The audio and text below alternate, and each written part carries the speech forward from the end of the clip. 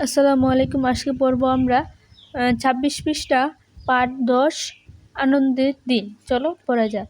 ঘন্টা বাজতেই ক্লাসে এলেন খুশি আপা। বললেন, তোমাদের জন্য আনন্দের খবর আছে।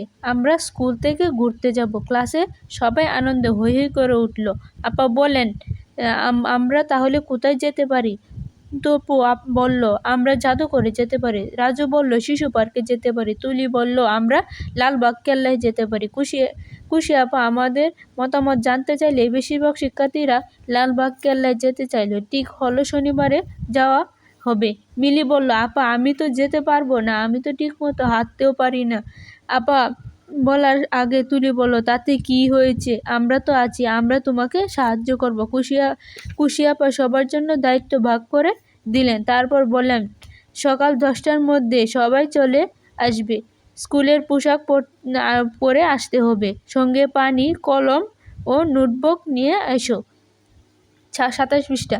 শনিবার সকালে সবাই স্কুল সবার মনে আনন্দ, আজ ঘুরতে যাবে। সারি বেঁধে একে একে সবাই গাড়িতে উঠল। খুশি আপা রাজুকে সবার নাম লিখে রাখতে বললেন। তুলি গাড়িতে উঠল মিলিকে নিয়ে, অন্যরাও সাহায্য করলো। গাড়ি চাললো। গাড়িতে সবাই অনেক আনন্দ করলো। একসময় গাড়ি লালবাগ কেল্লায় পৌঁছে গেল। খুশি আপা সবাইকে ধীরে ধীরে নামতে বললেন।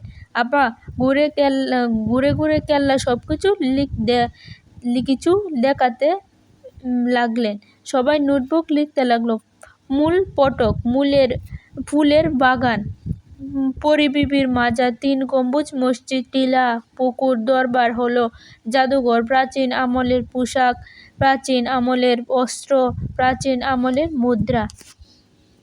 ২৮ পৃষ্ঠা। লালবাগ কেল্লা দেখা শেষ হলো। আপা সবাইকে নিয়ে কেল্লার মাঠে গোল হয়ে বসলেন। বললেন, কেমন লাগলো? সবাই একসাথে বলল, খুব ভালো।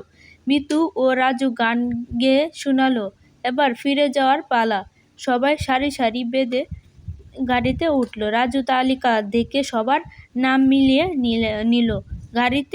গাড়ি আবার রওনা হলো। দিনটি খুব আনন্দ। শব্দের অর্থ, জাদুঘর, যেখানে ঐতিহাসিক গুরুত্বপূর্ণ জিনিস প্রদর্শনীর জন্য রাখা হয়।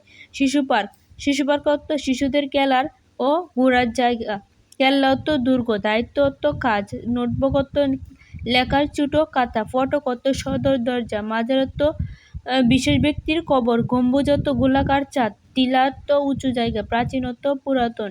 মুদ্রা অর্থ ধাতুর তৈরি পয়সা। বাক্য তৈরি করে, নিজ নিজ দায়িত্বে বাক্য তৈরি করো। ২৯ পৃষ্ঠা। যুক্তবর্ণ ভেঙে এবং নতুন শব্দ বানাই। কেল্লা, এগুলো তুমি নিজের দায়িত্বে পড়ে নিবে। উত্তর বলি ও লিখি। ক্লাসে সবাই হৈ হৈ করে উঠল কেন? হৈ হৈ করে উঠল সবাই ঘুরতে যাবে বলে। সবাই মিলে কোথায় যাবে ঠিক করলো? লালবাগ কেল্লায়। আপা কি কি জিনিস সাথে নিতে বললেন? কলম, খাতা ও নোটবুক। কাকে সবার নাম লিখে রাখার দায়িত্ব দেওয়া হয়েছিল? রাজুকে। বিভিন্ন ধরনের বাক্য পড়ি। নিচের বাক্যগুলো, আমাকে একটু পানি দাও, অনুরোধ বাক্য। সবাই খাতা বের করো, আদেশ বাক্য। ফুল চিরুনি, নির্দেশ বাক্য। মানুষকে সাহায্য করো, উপদেশ বাক্য। সমাপ্ত।